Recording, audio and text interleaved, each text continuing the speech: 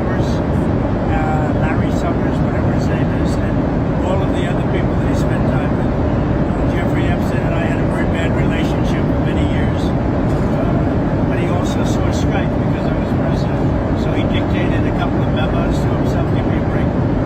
You're going to find out what did he know with respect to Bill Clinton, with respect to the head of Harvard, with respect to all of those people that he knew, including J.P. Morgan Chase. Sir, Yeah, if Jennifer, there's go ahead. nothing Go ahead. incriminating in the file, sir, Venezuela, why sir. not Quiet, acting as a... quiet, Piggy. Venezuela. What did the president mean when he called reporter Piggy? Look, the president is very frank and honest with everyone in this room. You've all seen it yourself. You've all experienced it yourselves. And I think it's one of the many reasons that the American people reelected this president, because of his frankness. And he calls out fake news when he sees it. He gets frustrated with reporters when you lie about him, when you spread fake news about him and his administration.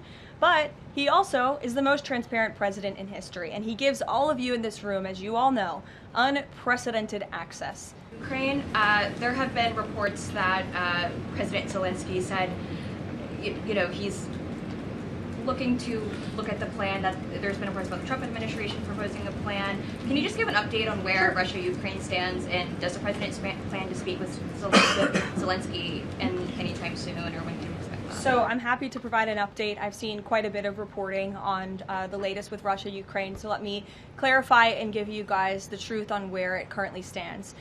President Trump has made it very clear since day one, and even on the campaign trail, that he wants to see this war come to an end. He's grown increasingly frustrated with both sides of this war, Russia and Ukraine alike, for their refusal to commit to a peace agreement.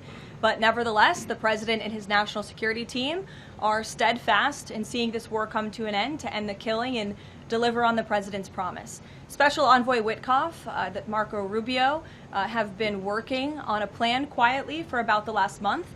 They've been engaging with both sides, Russia and Ukraine, equally to understand what these countries would commit to in order to see a lasting and durable peace. That's how you get to a peace negotiation, right? That's how it worked with Israel, with respect to Israel and Gaza and all of the Arab countries in the Middle East. That's how we accomplished that historic agreement, which the UN, by the way, voted to commit to and accept this week, which was a huge monumental moment. So they have been engaged with both sides, and these talks are continuing. As always, I'm not going to litigate the details of this plan as it's ongoing and it's in flux, but the president supports this plan. It's a good plan for both Russia and Ukraine, and we believe that it should be acceptable to both sides, and we're working very hard to get it done. And I'll also add, I know Secretary Driscoll did meet with President Zelensky today. We spoke with him. He was very optimistic following that meeting. And so, again, we are having good conversations with both sides with respect to ending this war. You said this is a good plan. So according to our sources, this proposal demands major concessions from Ukraine and doesn't demand much from Russia. So was Russia involved in drafting Your this? understanding is wrong. Have you read the full plan?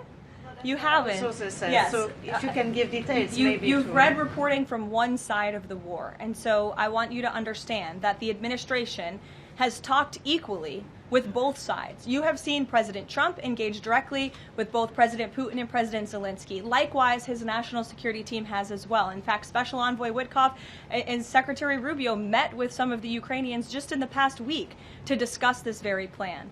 And so just like you saw with respect to Israel and Gaza, we are hearing out both sides of this war to understand what can you commit to end the war. And that's ultimately how we are going to get to an agreeable solution. That's what the president has directed of his team.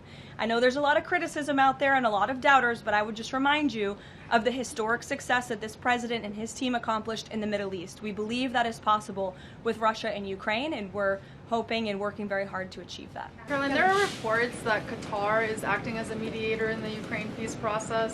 Can you confirm that, and why did the president choose that country? I'm not going to get into further details other than what I previously shared, which I think was quite a bit of information.